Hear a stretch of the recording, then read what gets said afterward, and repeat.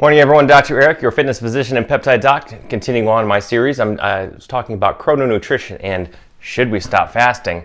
That's the question. Again, some people are better at fasting, some people are not so good for it. Depends on your physiology, your hormone status, your age, many other factors come into play, especially with women. Women are very have different responses to fasting, especially whether they're premenopausal or postmenopausal. But let's talk about chrononutrition yesterday and circadian rhythms.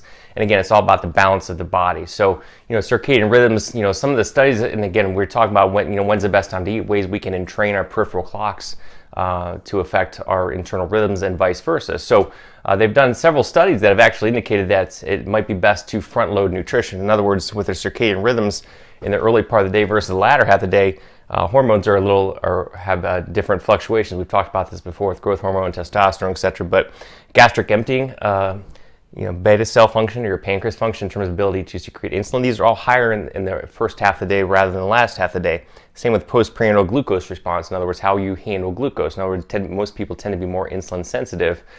Overall, just increased sensitivity, increased beta cell function, gastric emptying is all increased. Also, thermogenesis tends to be higher in the first half of the day as well. They found that it's the flip in the latter half of the day. So all that basically, these studies have indicated that most people tend to do better with higher caloric intake and certainly more glucose or carbohydrate intake in the first half of the day. Now that doesn't mean you have to rush out and eat right away as soon as you get up. Again, most people are just eating way too much. And again, it's not what you eat, it's when you eat, how you eat. But if you're getting a decent overnight fast, even if it's just 12 to 14 hours, again, and get up and get your day going, maybe have some coffee, do a light walk or do some light activity, and then you have a big, breakfast and a lunch and a dinner, normal. Whereas a lot of people are skipping breakfast, not eating till lunch or dinner. And again, if that works for you, fantastic. A lot of people it doesn't work for. Sometimes it's best to flip it, eat in the first half of the day and then fast later in the day. So they're skipping a dinner instead of skipping a breakfast. So especially for women, this often tends to work a little bit better. Not always, but sometimes it does. So again, you don't know if you don't try. Everyone's different with to try these different things, but a lot of the studies have indicated that again, it's best to front load those meals. Eat more in the first half of the day.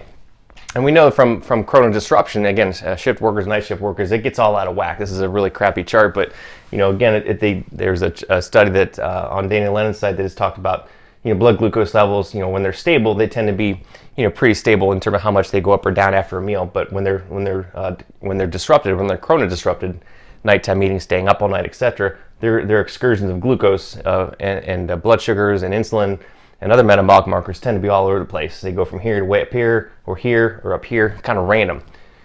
Another thing that we know for sure, we've all known that to not eat a couple hours before bed, that seems to be best for most people.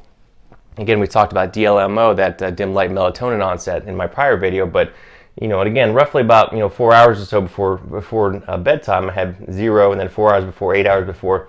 This is when dim light melatonin onset starts to creep up. So those people that actually eat within that 4-hour window, 3-4 hours before their melatonin onset or before bed, definitely have a decreased delayed response to melatonin, which of course disrupts their sleep, which disrupts things the next day. Again, more cravings, not as good sleep. The rhythms are disrupted as in many other things that can go awry when you don't get good sleep. We talked about that in other videos. I won't rehash it all here, but in this particular study showed that body fat tends to go up pretty quickly, exponentially over time for those people who are chronically eating late. So that part is very clear. We don't want to eat late, a few hours before bed in the evening, 8, 9, 10 o'clock. It's just too late. You're not going to be fasting. Your body's not healing. You're not able to process because you're busy digesting. That's not good. We know that for a fact. So in the next video, we'll talk about some other things in terms of front loading versus back loading nutrition, how it affects thermogenesis, activity during the day, NEAT, and things of this nature. So we'll talk about that in the next video, but we do know, like I said, that it's very clear not to eat within that late window where DLMO comes on, and in terms metabolically, it seems to be better to eat more in the first half of the day. And again, I know a lot of people that swear by fasting and eating once a day, and that's fantastic, but some people it doesn't work. So I'm just opening your mind to other possibilities and other ways of doing it. We'll talk a little bit more in the next video about that, and we'll do some more fun. So everyone have a great day. We'll talk to you soon.